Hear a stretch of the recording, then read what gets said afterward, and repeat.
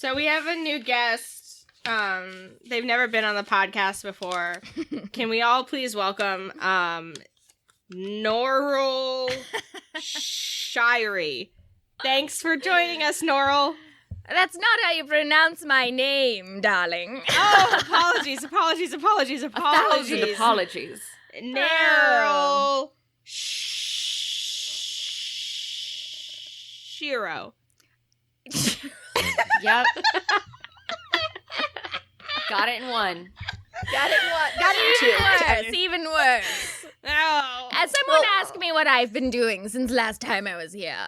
What have you been doing? Tell were us you about here? your many adventures. What a silly question to ask me what I've been doing. I've been traveling the world, of course. Where During this pandemic? in the middle of I've been performing. I go from stage to stage, and I never stop in between. Wow, you're so busy. Wow. I was That's born to be on the amazing. silver screen, see? Oh, wow. Thank you for taking time out of your busy schedule to grace us with your presence on our... That's right, I'm a star It's a shame. now. It's a shame we decided to meet in person this time since Gnarl's been traveling the country. Yeah, and I mean, right after we, all licked each other's hands, too. I know. Really wish you told us about your what you've been doing before we did the intimate, tongue kisses in the beginning. Yeah. Yeah. When we Those long, did languid tongue our kisses. traditional Well, greeting of open there's one mouth cure kisses. for every disease, and that cure is star power.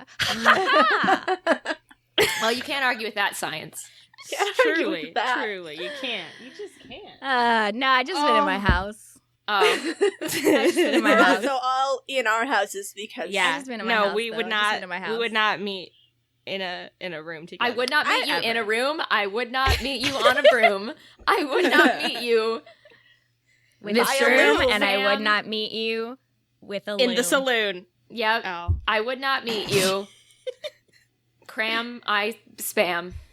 Who? Cram I spam. Cram I is- spam. Is my Are that's you my Hollywood name. Cram, spam, I cram into my mouth, boys. Yeah, right? Are you really cramming spam into your mouth? I actually did earlier, yeah, because I had Oh. spam. I had spam masubi. Oh, hell yeah. I want to make Again. that. Spam is good if you cook Hannah it. knows what's up. Spam Yeah, masubi, man. y'all know. Okay, so here's the thing: is when I was a child, my family dragged me to the Spam Museum, and I was forced to Hell eat many yeah. different varieties of spam. And To people who don't live in Minnesota, we do have a spam museum we do have a Yeah, spam we hell do museum. have a yeah, spam we do. museum. because I spam was- is from here. I was dragged against my will. I sampled many varieties of spam. They were not cooked. They Sick. were horrible. Technically, it's all pre-cooked. That's why I was able to sample it. Yeah, they didn't force a small child to eat raw meat. Anyway, I got really sick from it, and I will never eat spam now. Oh, that's the story. fair. You have spam trauma. One time in youth group, they Oh, no. had. Yeah, you always know when I say one time. In Yeah, youth I group, know it's that gonna things be are a about to good get story. incredibly dark. So they had this game. I don't remember what the purpose of it was, but they made all of the boys go up, only the boys, because they're all sexist. And they were like, you gotta come up here and eat a whole can of raw spam Ooh. right in front of This everybody. is just, no. This didn't happen in your childhood. This is a scene from Matilda. That's Also- what happens no, at this Bible really camp. happened. They make you There do was shit. also there was literally a time I remember when it was like this. I think actually was a school trip. I don't think this was at Bible camp, but there's another one where it was like a milkshake with live worms that all the students No! had dug up from the ground. No! And was someone forced to eat this? Yeah, it was one of the teachers, I think. One Okay, time when no, I I was in didn't- 4th grade, our classroom got infested with ants because we all ate food in there and it dropped on the ground. And then we were all like, ew, gross ants. And then this one kid started eating the ants and he was singing 1 little, 2 little, 3 little ants. And then he laughed and there was ants in his teeth.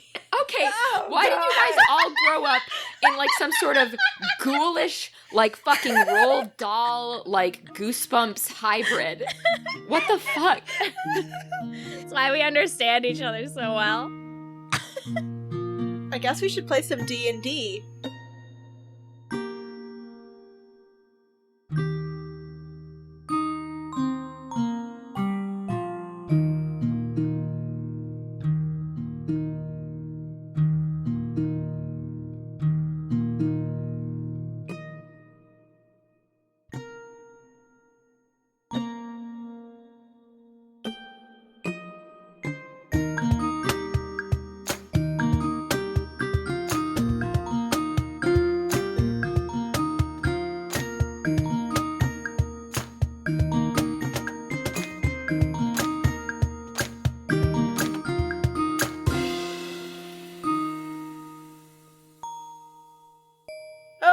Okay, let's introduce ourselves. Oh, that. Hello, I am Kat, and I am your DM. And I was forced to eat Spam as a child, and it traumatized me.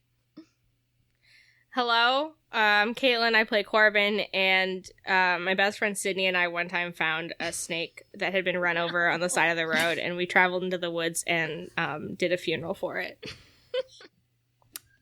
Hi, everybody. I'm Hannah. I play Slake. And yeah, I mean, I have ghoulish childhood stories, too. I'm just repressing them.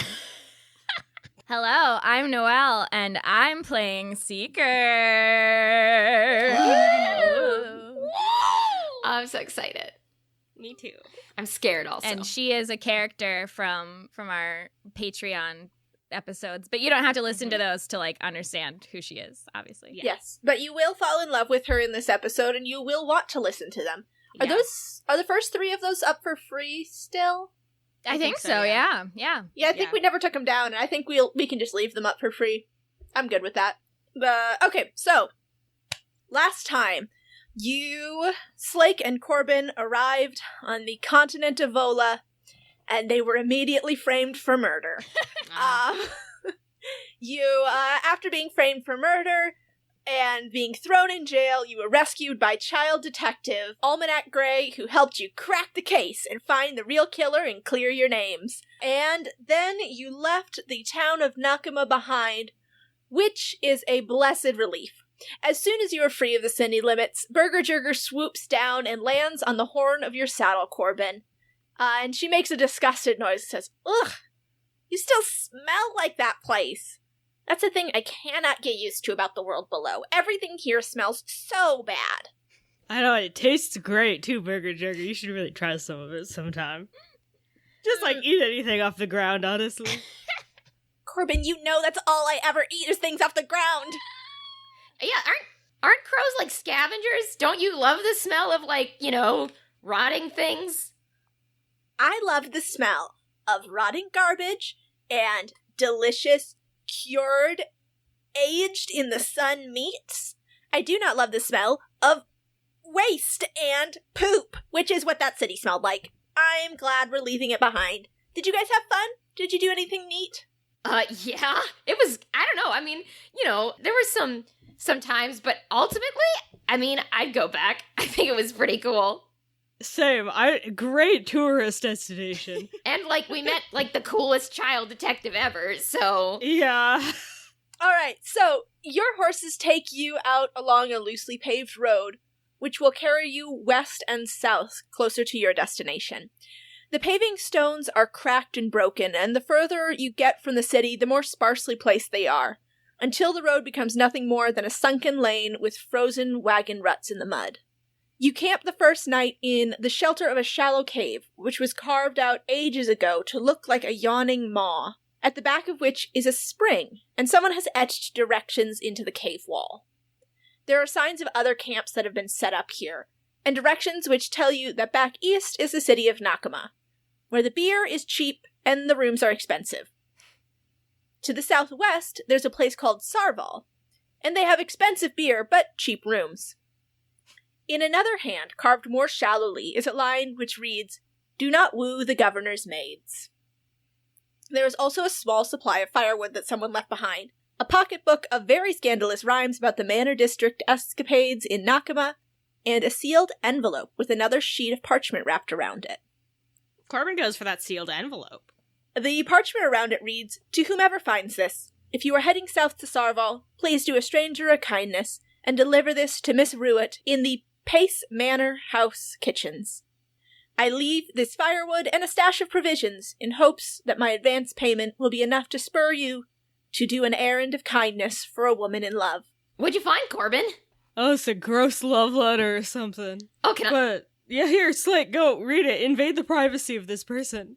I mean, they left it here on purpose, right? Yeah, they were supposed to deliver it to some lady in the cheap rooms, expensive beer town. Oh, neat. I read the letter, and, I say, "Oh, Corbin, we've got to deliver this! This is so cool!" There is a sealed letter underneath the parchment with the letter to you guys. Do you open up the letter? No, Corbin wants to really bad. Corbin. Okay, I'm gonna try to open it, but like really discreetly so that we can put it back together afterwards. Okay, you'll need to roll a sleight of hand check and also take it from Slake. Okay, do I have to roll anything to take it from Slake? I don't know, Slake, are you gonna fight Corbin? I mean, I'm gonna try and stop Corbin. Okay. I'm gonna say, Corbin, we can't invade their privacy like that. Yeah, but I feel like God wants me to invade their privacy like that, so... First we'll have to roll a strength contest to see if you can take it from Slake. Damn it. Okay. And, you know, Slake, if you want to lose this, you can throw it. Yeah, that's true. You know what I think? I think Slake wants to give the impression that they don't want to read the letter because it's morally wrong, but they really want to know what's in the letter, and so they pretend to fight Corbin to prevent Corbin from getting the letter, but they let Corbin do it. Corbin rolled a 17, so Corbin uses a lot of strength, but then the letter just comes really easily. And I say, "Oh no, Corbin, you took the letter from me. I'm not responsible for your actions at this point." Man, Slake, you're really slipping, huh? You do, yeah. I guess so. You really got me. All right, roll sleight of hand to see how well you can break the seal on this letter. Oh, that's a natural one. Oh, so I have critically failed. I shred the letter into pieces. Oh no. You don't shred the letter, but you just fully snap the seal. There is no way to repair it. Oops. You tore the paper underneath the seal a bit too, so there's just no way to repair this. It's really obvious. It's really red. Well, might as well read it now. What does it say, Kat? It says, "My dearest Joy, the depths of Mirror Lake could not reflect the deep sadness I feel to have left you so suddenly and without proper word. I hope my letter can soothe some of the sadness or rage which dwells in your breast after I made such promises of love, but then vanished without notice. The night after we swore our love, I was found in the lodging house by Governor Pace, who informed me that I had not paid for my rooms, and that I was to either leave town or be run out. When I told them that I had in fact paid, and begged that there must be some misunderstanding, he informed me that the rate for my room had doubled, and since I had not been there this afternoon to pay rent, I was being evicted. Lacking coin or kindness with which to pay this exorbitant fee, the governor's guards manhandled me out of the lodging house, stole my belongings, and ran me out of town. I promise that I will return soon. The governor stole the goods of my latest expedition, but a fellow adventurer gave me the name of a treasure hunter. Just returned to Nakama from the Temple of V, who is clever at securing funding, and I hope to gain employment from this Jean-Jacques. When I return to you, I will have enough coin not to be bullied by that pig in silk stockings. Then we shall do as we said, and I will take you to that homestead in the mountains, where we will make a life together. Yours always, Marigold." Oh no. Well, sucks to be this lady. Corbin folds up the letter. Oh, we should still deliver it. Yeah. Yeah, well, we can tell her that, the writer probably isn't gonna have much luck getting, employment from Jean-Jacques either. Alright. So, do you have anything you'd like to do at camp before we move to the next day?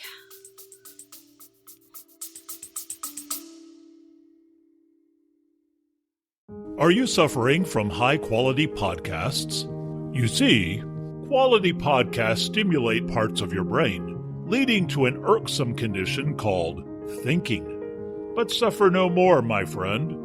Introducing Discount Storytime's blend of fictional nonsense and rancid gibberish to provide soothing relief. Try Discount Storytime today. Available on most podcast catchers and at discountstorytime.com. Consult your healthcare provider before listening to Discount Storytime. Not intended to treat unicyclitis, pickleball liver, or jittering expectations.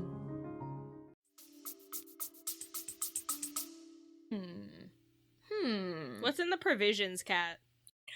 Yes, you do find a sack with some crumbs and an apple core, but it seems that somebody else took the provisions without delivering the letter. Some people's kids! Corbin throws the sack and then picks it up because it's a sack and he can use that to put objects inside of. You do need those these days.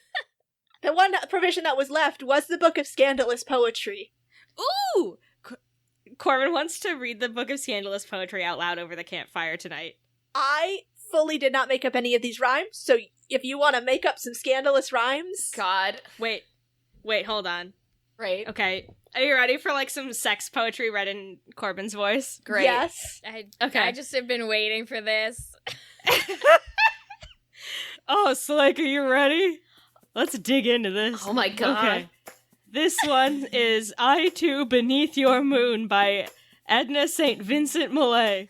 I too, beneath your moon, almighty sex, go forth at nightfall crying like a cat. Leaving the lofty tower, I labored at 4 birds to foul and boys and girls to vex. Oh my gosh, Corbin, that's filthy. I know. This one is Desire by Langston Hughes. Desire to My us fantasy Langston was Hughes. like a double death. Desire to us was like a double death. Swift dying of our mingled breath. Evaporation of an unknown strange perfume between us quickly in a naked room. Wow, I can't believe someone wrote these down.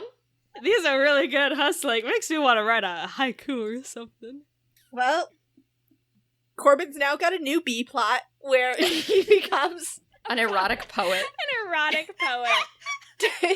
Corbin takes 1 level in Bard. Hell yeah! Alright, so Sarval is 2 days away, and I presume that you passed your travel time by Corbin torturing Slake reading body poems. Yes. I mean, I think they're pretty interesting. Yes. We It's we more dissect the them. same, like being like, oh no, don't read more. Oh, don't read these. At one point, Corbin, Burger Jerger swoops from the sky and snatches the book out of your hand. These are not appropriate for children!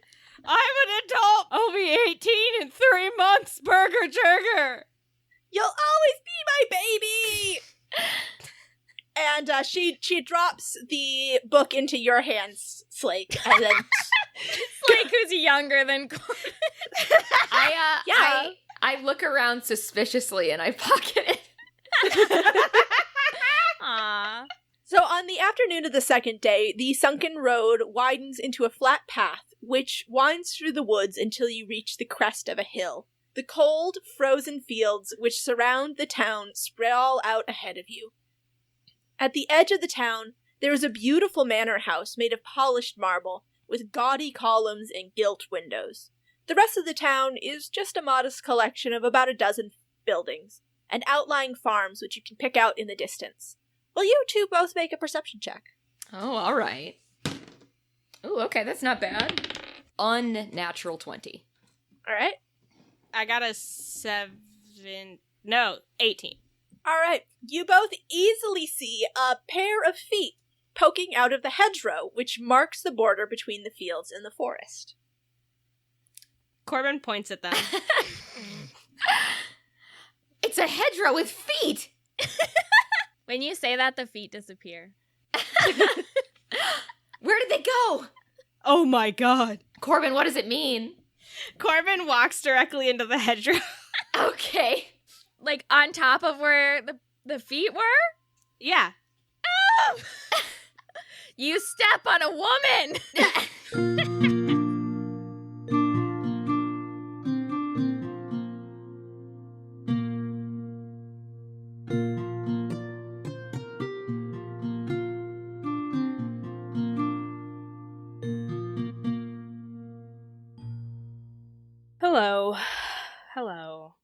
Hello, listeners.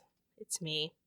I recorded this whole ad roll completely wrong, and so now I'm just doing it again. I feel like I do this every time. It's fine. It's me, Caitlin, if you hear the dulcet tones of crunching, chewing, snapping in the background, it is my beloved dog, Riot, who has been given a bully stick because he's gone. I've been sitting at the computer for like 8 hours today. So he's gone crazy. He's quite done with me.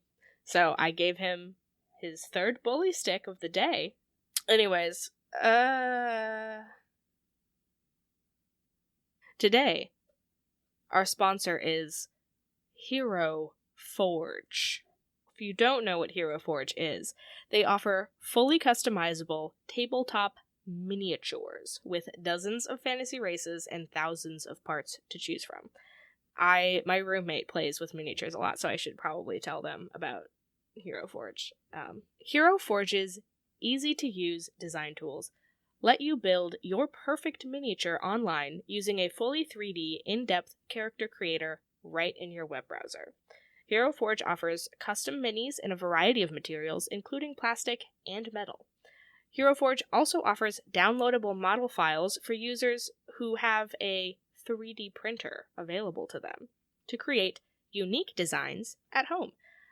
Pro tip, if you don't have a 3D printer in your house, I have been told by people that sometimes libraries have 3D printers. I don't know how accessible they are. If you just like went into a library and were like, hey, can I use the 3D printer that you may or may not have at this location? I'm not sure if they would just be like, absolutely, or like there's some kind of barrier of like membership. I don't know. But that could be an option for you if you're looking to 3D print things. Anyways, Hero Forge is constantly expanding their catalog of customizable options, adding new parts every week and major features like races and custom posing on a regular basis. Visit HeroForge.com to start designing your custom miniature today and check back often because new content is added every week. In addition, for today only, they do have a Black Friday sale going on. It has been going on from November 19th to November 30th, which is the day that this episode is being posted. And for their Black Friday sale, they are offering $5 off of physical minis with the code EPICLOOT. That is EPICLOOT.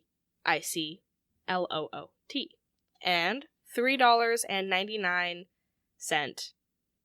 STL. I don't know what that is, but I'm sure it's very cool, and you don't need a code for it. In addition to Hero Forge, we have an ad from our Dames and Dragons store to read today. I am very excited. I did not get to read an ad the last time that I did an episode, and now I do get to read an ad. I don't count the ones that are our sponsors. Those are boring. Those are very predictable. Who knows what people are going to ask us to say in front of the whole world? I mean, it could be anything. So I'm very excited. This particular ad is from Alenka. Thank you, Alenka. The desired time frame is somewhere close to December 5th, so I think that we've done amazing. Like, this is as close as you can get, unless it's next week, but we don't post next week, so I'm sorry. The message reads, Kate, yes you, the Kate who plays our beloved Bells, friend to my stoner elf, Phil? Please God, let it be Phil. And vigilante, Young Mustard. Great name, love that. You might be hearing this late. You're not hearing it late, you're hearing it early, and you're welcome. But happy freaking birthday. Bonding with you over Pathfinder and podcasts has been awesome. Seriously, great friendship, A+. Someday, when it's safe, we'll hang out IRL, and our characters will antagonize each other face to face. Have an awesome birthday. Happy birthday, Kate. I called you Kat. I'm so sorry. There's a lot of K names in our friend group. One time Kat and I got into an actual physical, emotional fight because I went by Kat in middle school and we had to decide what I was going to be called because Kat was like, you're not going by Kat in this high school while I'm going by Kat. It was like a whole thing. Anyways, Kate, happy birthday. I hope that you have a wonderful birthday. and check out this cool ad from Behold Her now. I'm Lisa Chen, and I host Behold Her, a monthly podcast that shines a spotlight on women in the world of tabletop games. There are so many women to behold in this amazing hobby, and our experiences as female gamers are as diverse as we are as individuals. Through one-on-one interviews, audio essays, and panel discussions, all centered around a monthly theme, the guests on Behold Her share their unique stories as players, game masters, designers, artists, organizers, and so much more. Their words are inspiring, uplifting, and informative. Check out Behold Her Podcast wherever podcasts are found, or visit beholdherpodcast.com.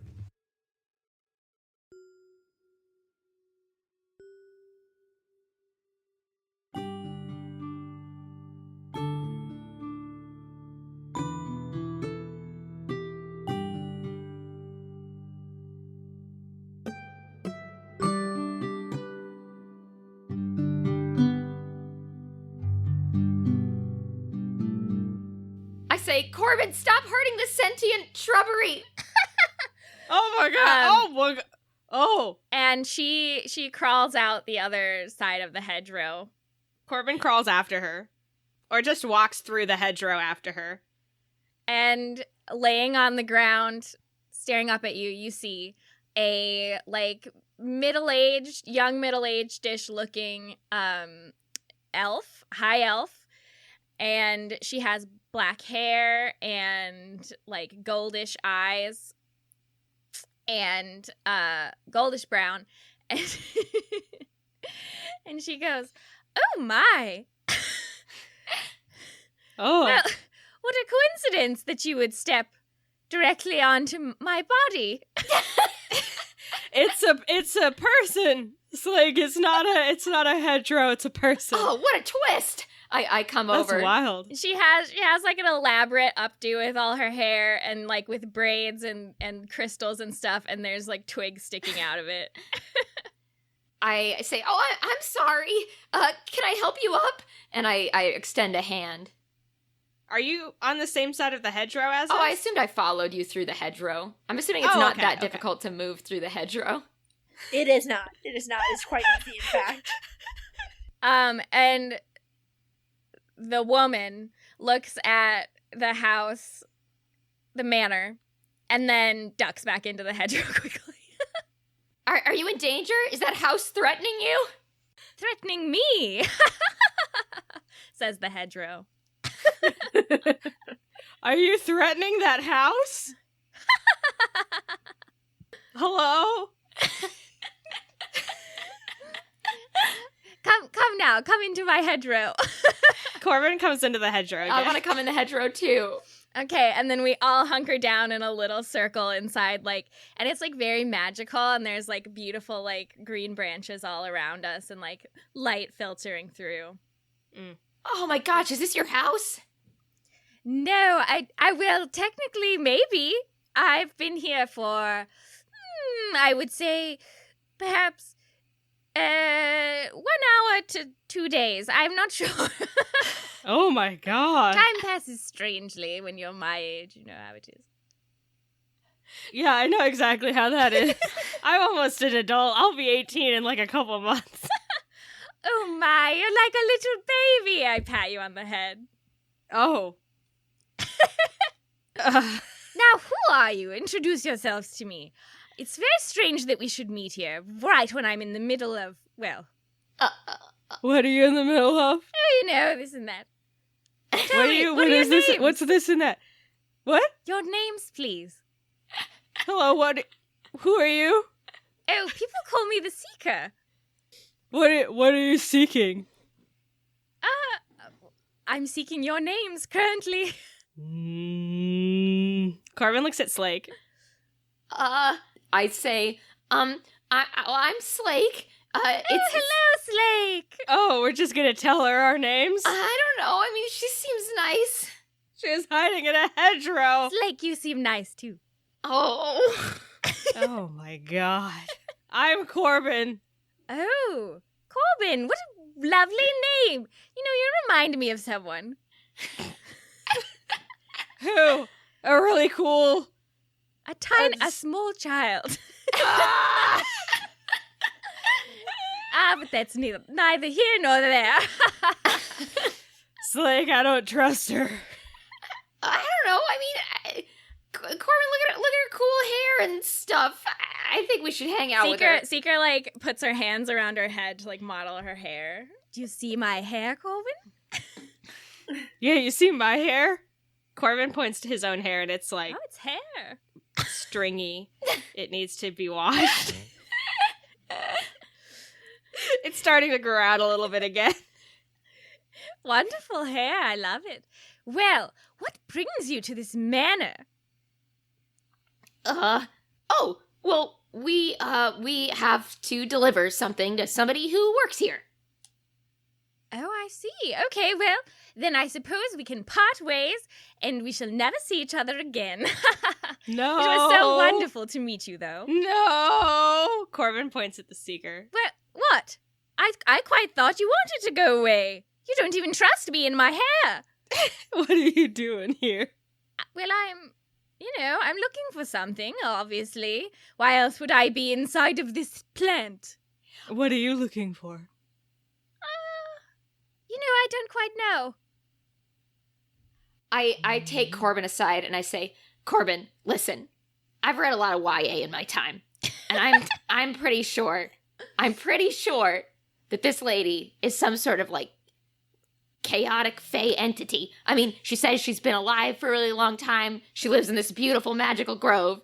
While you're talking about this, Seeker is, like, unfolding. She has, like, this spyglass, but it, like, bends over into a periscope. It has, like, all these interlocking tubes, and she, like, sticks it up out of the plant, and she's looking at the manor. And I say, if we keep hanging out with her, we're probably going to have, like, a whimsical adventure and, like, witness all sorts of charming, like, magical digressions. So I say... No, says Seeker. I'm quite boring, I assure you. Corbin puts a hand on Slake's shoulder and says, Slake, I haven't read many YA novels, but in the past 2 days, I've read a lot of sex poems. And Seeker laughs at that. And I can tell you that she's an elf, and so elves live a long, long time. And also, I have magic powers, and so do most of the people you know. It's like you're already in a whimsical, magical fae adventure. Well, yeah, but Corbin... You have magical powers, says Seeker, and she's putting her, like, spyglass away in a hurry. Tell me more about that. Have you not met anybody with magical powers? Well, of course, I've met people with magical powers, but... they're strangely hard to come by and rather unforthright about the powers that they may or may not have. So, tell me, do you tell many people about these powers of yours? Oh, yeah, it's not a secret at all. Corbin turns into a crow. Seeker turns away.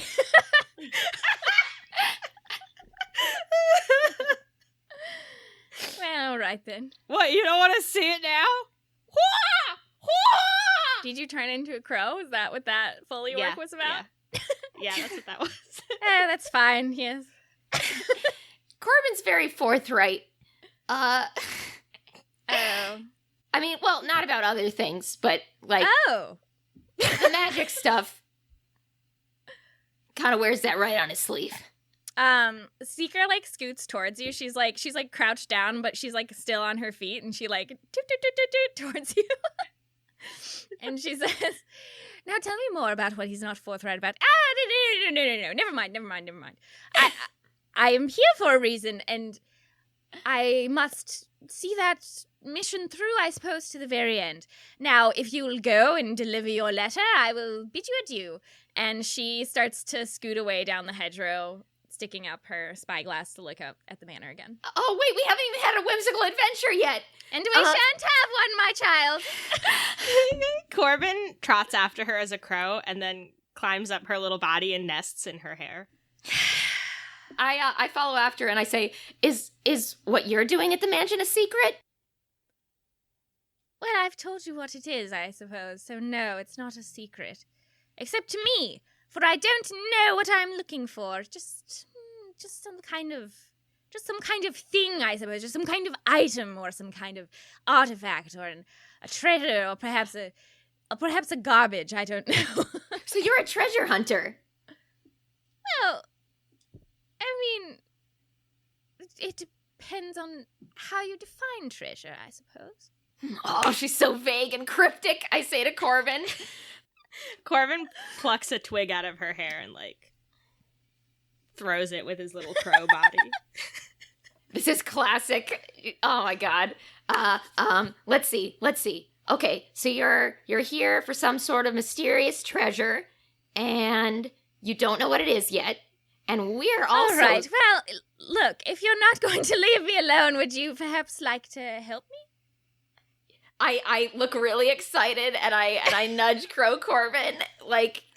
All right, well, the first step in our mission is for you to go inside the manor, and that's the first step.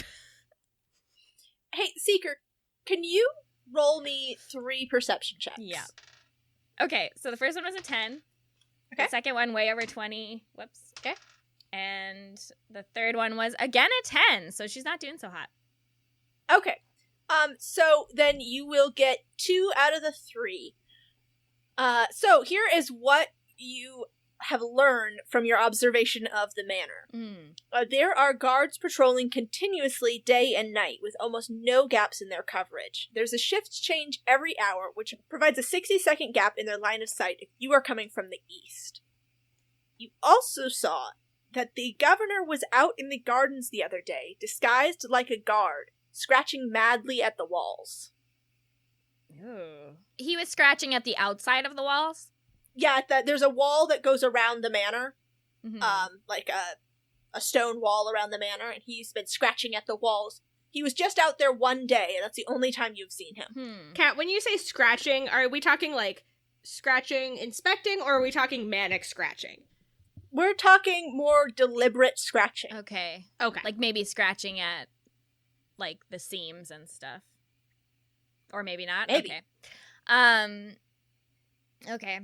So, when I say to go inside the manor, what do you guys do? I say, okay, what are you gonna do? I'm going to inspect those walls over there. Oh, why? Is there something wrong with them? Corbin turns back into a human. On top of my head? Yeah. Oh, Corbin!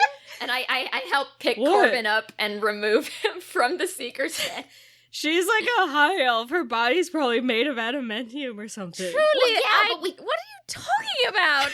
Corbin, you don't want to be rude to fair folk, okay? They have all these weird customs and rules. I'm not a fair folk. It's just a high elf.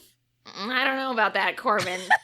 I've read a lot of middle grade, okay? Here's what's gonna happen. We're gonna help this lady, right?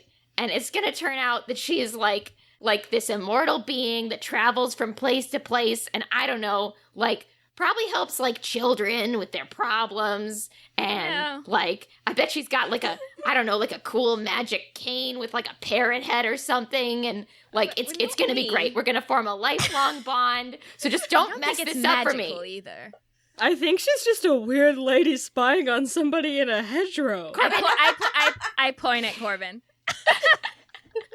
I look at Corbin and I say, Corbin, you're so naive.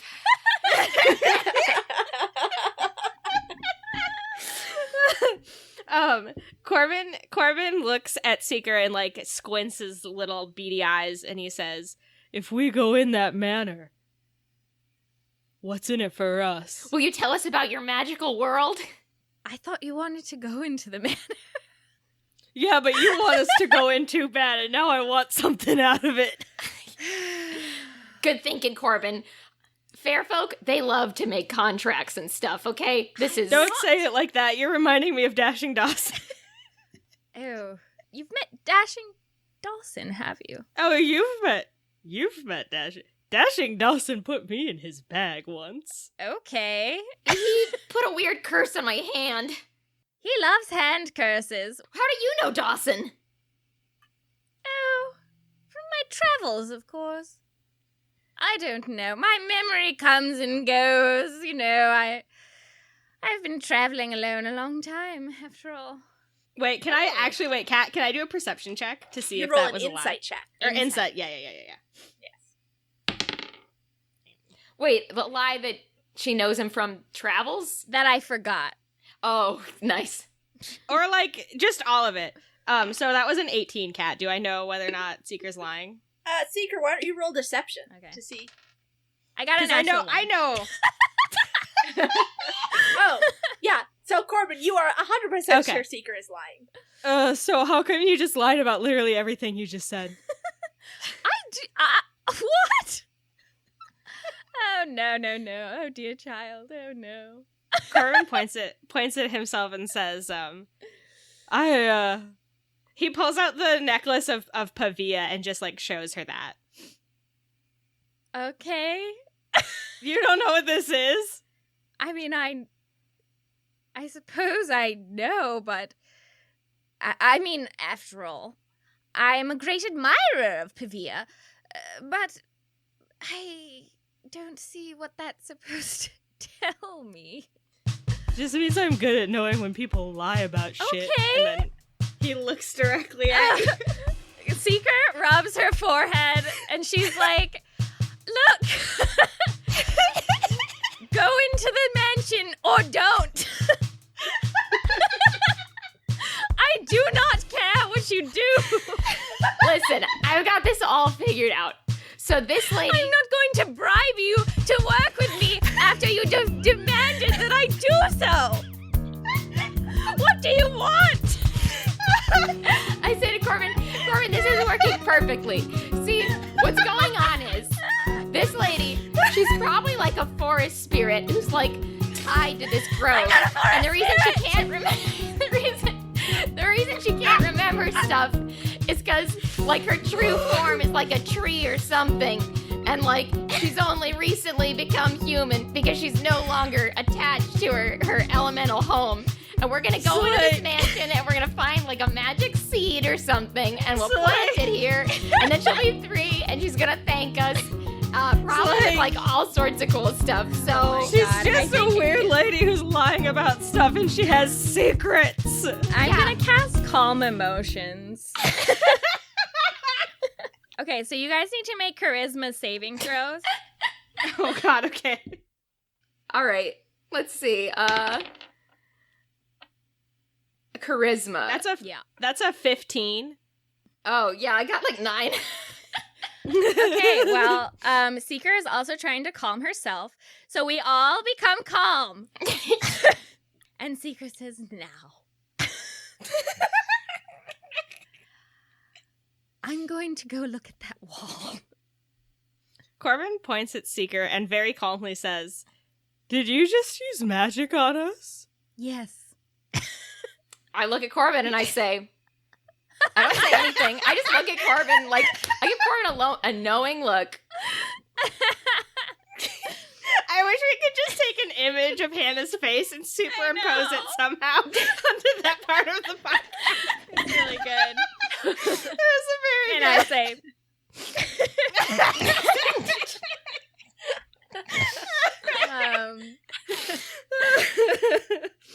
Okay.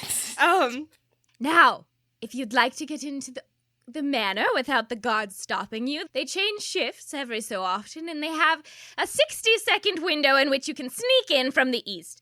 Now, if you would like to do that, go ahead. Okay, where should we meet up afterward? Yeah. Back here. I give Seeker finger guns and I say, sounds good. Corbin points at you and says, "If you're not here when we get back, I'll find you." I'm sure you'll try. Okay. Corbin casts Pass Without Trace on only him and Slake. Damn it. Ooh. All right. So the manor, as you've been able to observe it, there are 2 guards at the gated entrance, and a high stone wall surrounds the gardens with wrought iron spikes affixed to the top. On the other side of the wall, guards patrol with big, scary-looking dogs on leads. The dogs sniff at the ground and will alert the guards anytime they hear so much as the smallest noise. Your opening comes at sundown, around 7 o'clock, and you watch as 2 guards pass by one another, nod at each other, and then continue in opposite directions toward the shift change. And there is a gap in the coverage. How do you want to proceed? Do you want to be a crow or anything, or? Actually, that's a good idea. Maybe I will be a crow.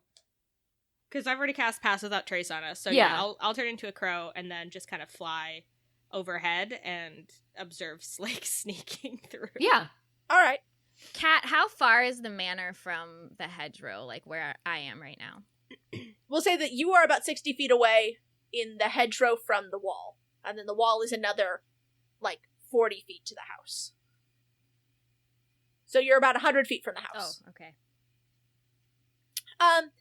And so Corbin, you're gonna fly over the wall as a crow? Mm-hmm. Okay. Hey, Corbin and Slake, what is your passive perception? Mine is 15. Okay. I guess 13. Okay, well, neither of you spot this with your passive perception then.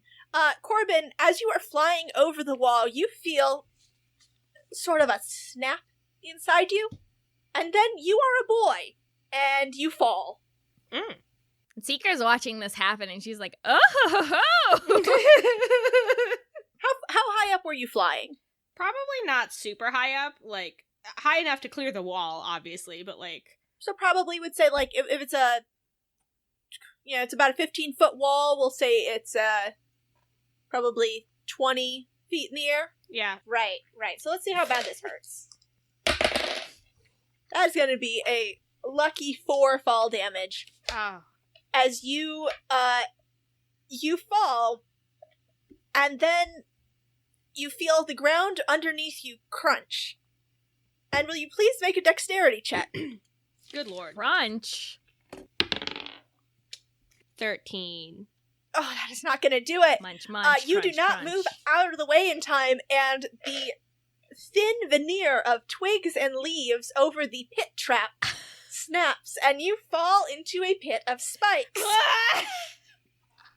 Spikes? Yep. Spikes. We'll call that. Oh, that one's going to hurt a little bit more, and that will do a nice 8 damage. Am I, impaled? You don't get fully impaled, but you get hurt. Ah! And the guards are alerted by your screams. You will now make all your stealth rolls at disadvantage. Well, did the guards see Corbin in the pit?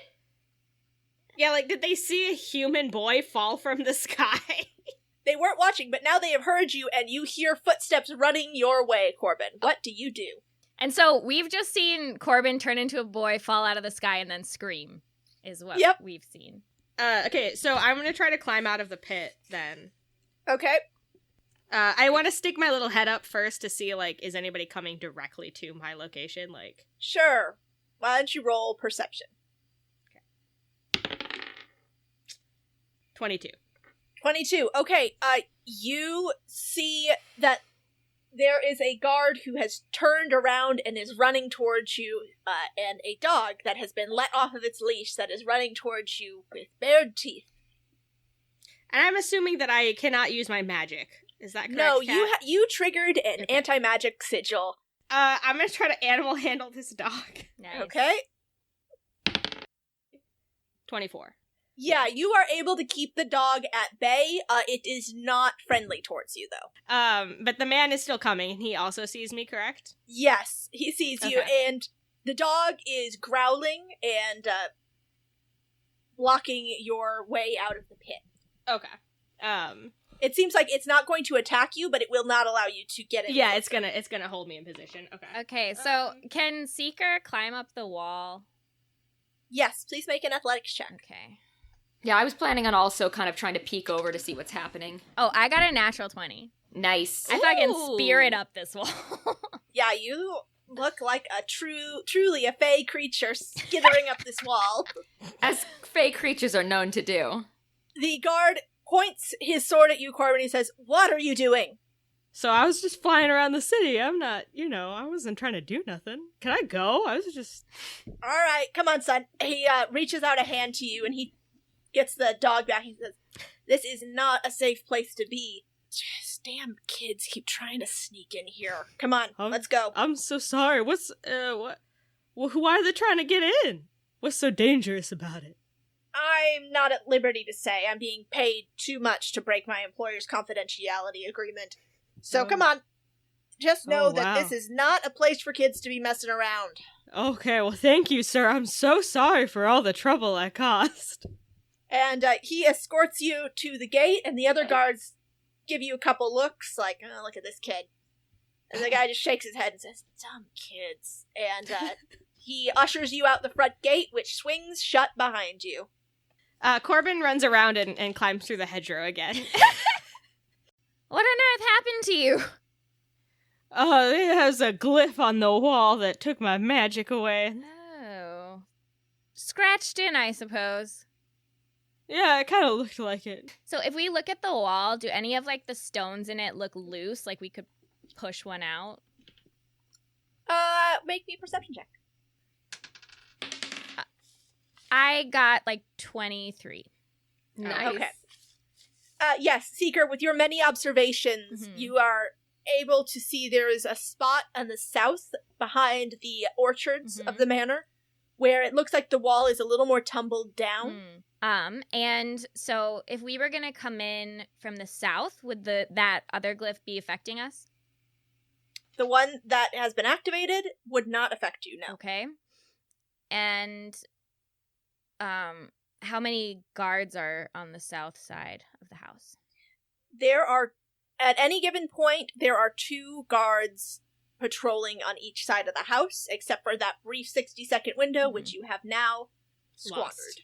So Seeker pulls Corbin and Slake back into the hedgerow, her home, and she kind of tests out magic, trying to cast things and moving around until she finds the edge of where this glyph is affecting. And then she casts a little fire in her hand and says, "Ah,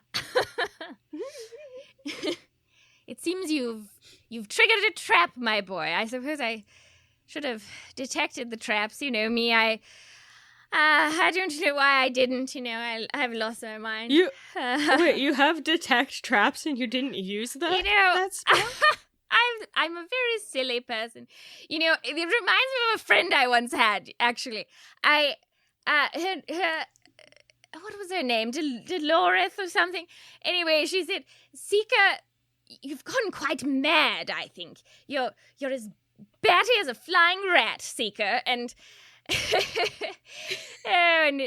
she was my traveling companion, and then I woke up and I was quite alone. She wasn't there at all. Anyway.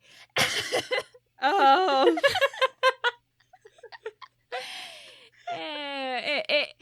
Anyway, we'll have to come up with another plan, I should think. I'm so glad that we've all decided to work together. What?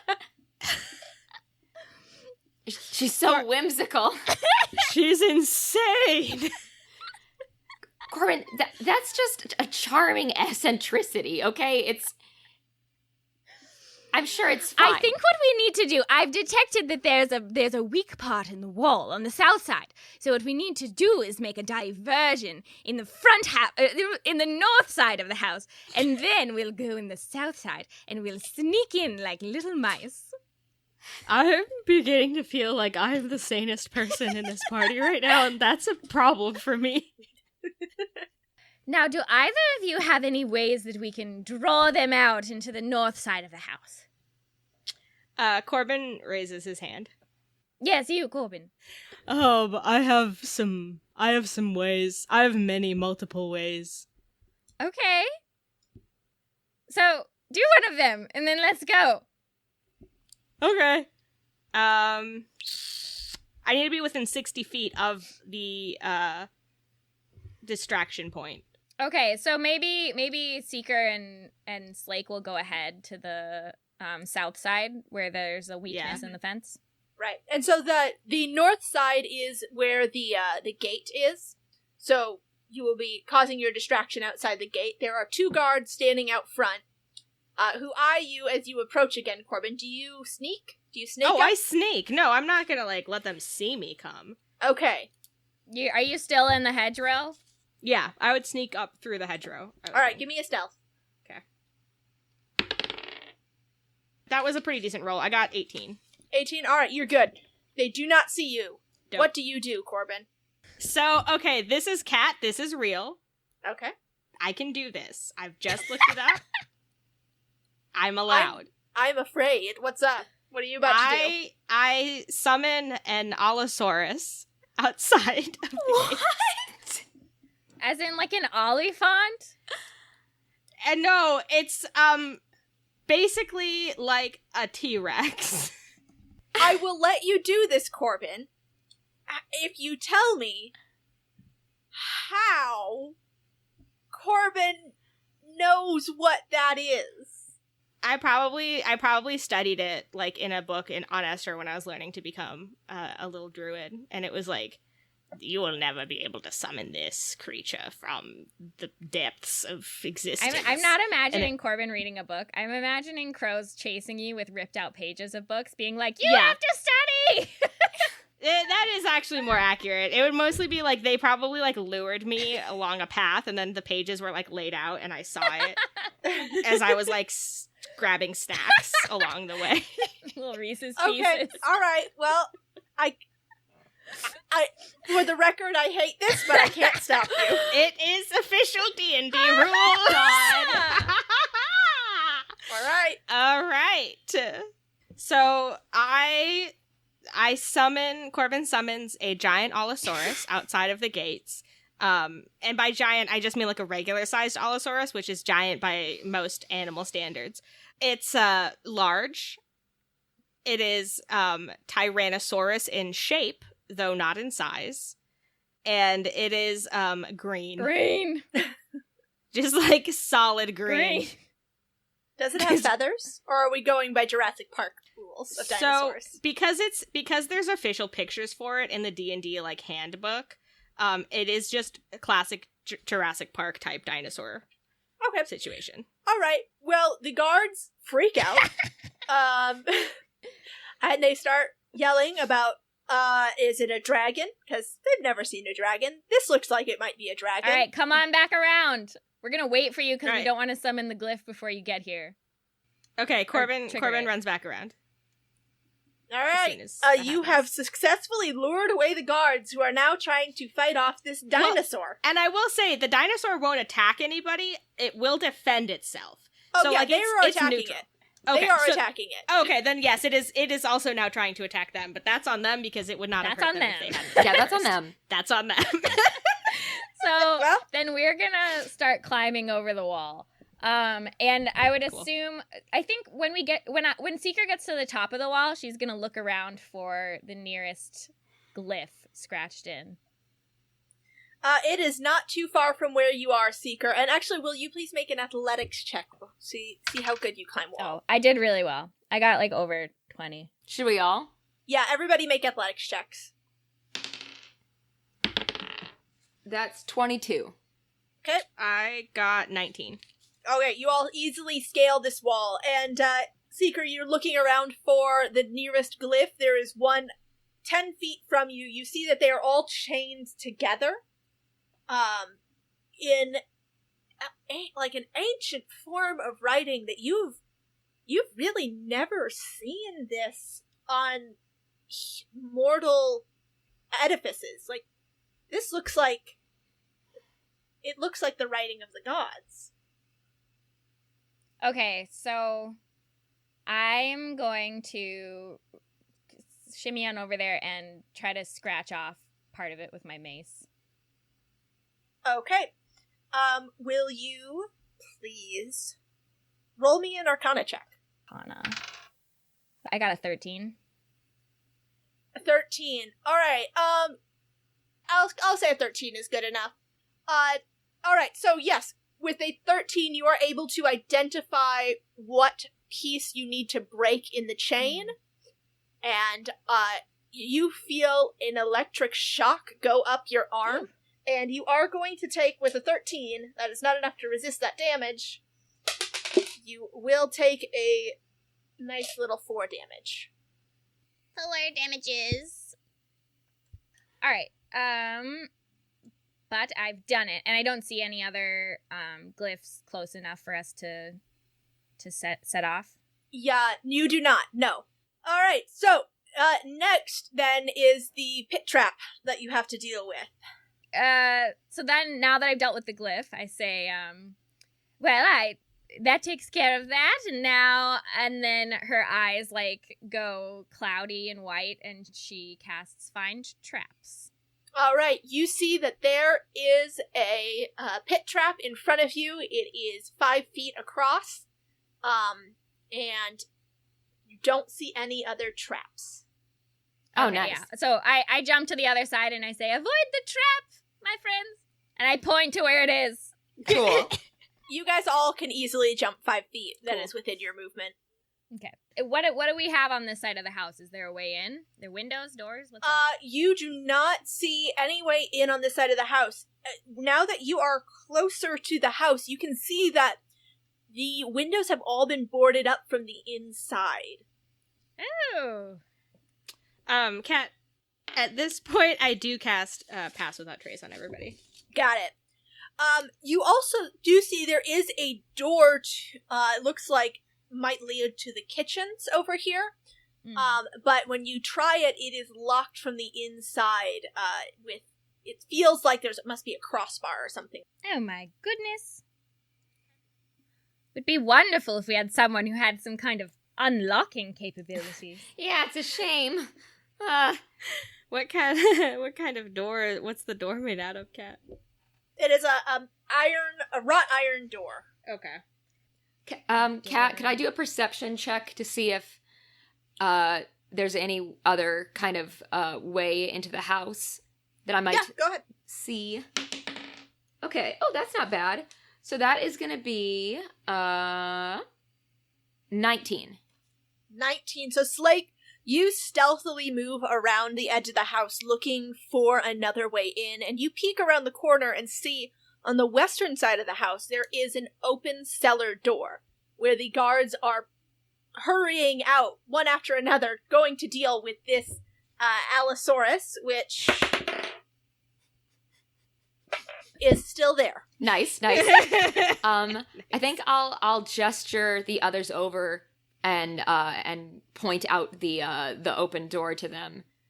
Cool. And as we're watching it, is there any do they eventually all are they just infinitely streaming out, or do I notice a stopping? Yes. After you wait, hold on, let me just do one more roll to see how much damage they do to the Allosaurus. They did not do very much that time. Okay. Okay. So they are still fighting the Allosaurus, and it looks like all of the guards have left the guard room that is in the basement, so you are able to sneak in. Kick ass. All right. Fuck yeah. Oh, Let's go. wonderful. I pat Slake's little shoulder and I say, good work, my friend. Oh, thank you. Corbin also pats Slake's shoulder. Hell yeah. And he's like, good work, my friend. I'm very happy.